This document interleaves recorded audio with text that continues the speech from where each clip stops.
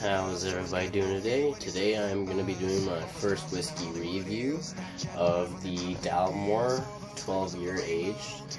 So this is something that I recently picked up. Of course, I have gone through multiple different scotches, 12, 15, Highland, Speyside, Islay. I've went through a bunch of different whiskeys, and of course all of the ones that I'm going to be reviewing are actually going to be already opened. And the reason for that is I wanted to kind of get a little bit of a taste test going before I made any comments on it. So, the Dalmore. So, looking at the bottle, it's a very beautiful bottle. The emblem right here is actually going to be legitimate metal. It's not plastic. They do not cheap out with the branding on this at all. Even the labels that are imprinted have a certain texture to them that gives it a nice finish. But the bottle's as cool as they can be. That's not what makes a whiskey. So before we continue, I'm actually going to go ahead and pour myself a glass, because it's not right to talk about Scotch unless you're drinking it. So, Dalmore is definitely a hit or miss with a lot of different people. Some people don't like the fact that the Dalmore puts in fake coloring when they're doing their whiskey, which, gives it that beautiful brown finish. It's not real. The finish is, the color finish on this is not legitimate. They do add artificial coloring to make it look that way. But, just like the bottle, it's not about the looks. So, right off the bat, you get sort of a sun-dried fruit taste, a very fruity smell to it, and a little bit of a sherry finish as well, actually. It seems like this was finished in a sherry cask. Yeah, so it was finished in American white oak and oloronso sherry cask. So, as I was saying, the fruits, you smell those fruits for sure. Chocolate. I don't know if I got any chocolate on that. Not too much chocolate on the nose, to be honest with you.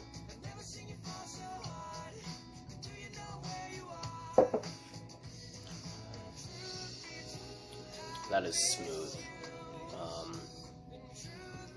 That is surprisingly smooth, actually.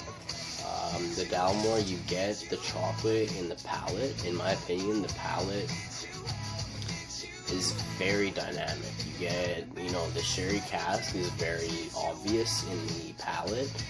The chocolate's very obvious in the palate, and the fruit seems like kind of an orange fruit taste to it. A little bit of woodiness as well. You definitely get that wood. For me, the most surprising part is how smooth this is. There's so much complexity to it, but somehow it's actually surprisingly smooth, and you get all those notes. You get the chocolate notes, you get the fruit notes, you get the sherry cask finish. You get everything. So what I just did there was I put an oil ring around the Glencairn glass. What that's going to do is it's actually going to create a different nose and palate even. So what that seemed to have brought out was the kind of chocolatier flavors out of it, and the sherry cask. You still get a little bit of fruitiness from it, but for the most part, I'm noticing more chocolate and more sherry cask. That very woody smell to it.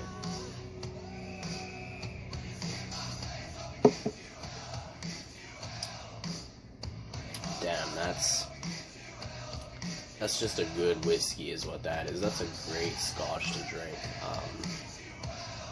What I would suggest, honestly, for somebody who's trying to get into Scotch, I would highly recommend the Dalmore for a couple different reasons. The color is beautiful on it. As you can see there, it's a very, very nice color. Yes, it's fake coloring, but when you're getting into Scotch, that's not a huge deal unless you're, you know, a whiskey snob. The bottle is absolutely gorgeous. You can't argue that. Putting that metal crest there, it really does a nice addition. And then it's very smooth, but very complex on the palate and the nose. You know, it's not just like drinking something and it just being harsh. I feel like for a beginner whiskey drinker, this is going to be very good for you because it's smooth but complex. You actually get a lot from it without the harshness.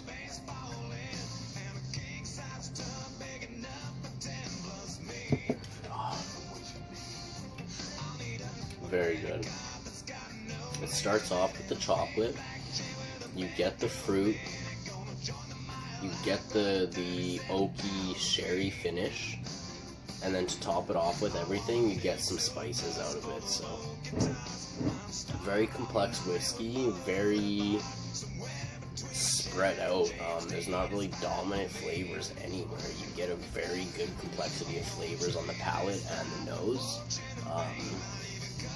You know, comparing the Dalmore 12 with something like the Highland Park 12, it's going to give you a very, very different taste, right? With this one, you have a different complexity because this is going to be a peat Scotch, so you do have a little bit of a peat smell from it. But for the most part, this is obviously, it's going to be also 86 proof on the Highland Park when it's only going to be 80 proof on the Dalmore. But in terms of complexity, you notice a lot more in the Dalmore. I would almost compare the Dalmore to the Bowmore 15.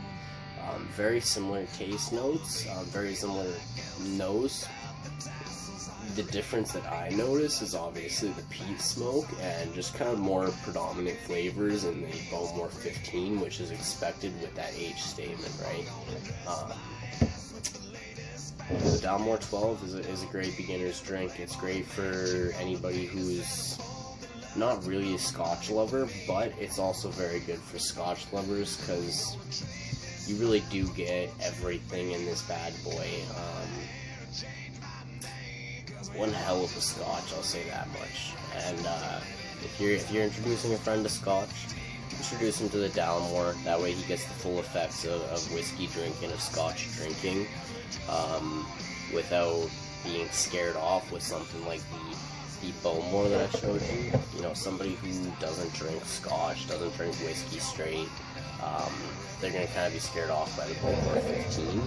But the Dalmore 12 is just that perfect balance of everything, you know. And yeah, so this of course is going to be a Highland Scotch. So today I did a Highland review. Next up I'm going to be doing a Speyside review, an Islay review, and then later on I will do my Speyside review as well. And of course I'm going to have some bias reviews because my Bowmore is my favorite whiskey, is my favorite whiskey in general, let alone Scotch. But the Bowmore I'm very biased on. And, you know, of course it's whiskey. Everybody has their own palate, everybody has their own nose on it, and that's the beautiful thing about it. So don't be a whiskey snob. Slanta.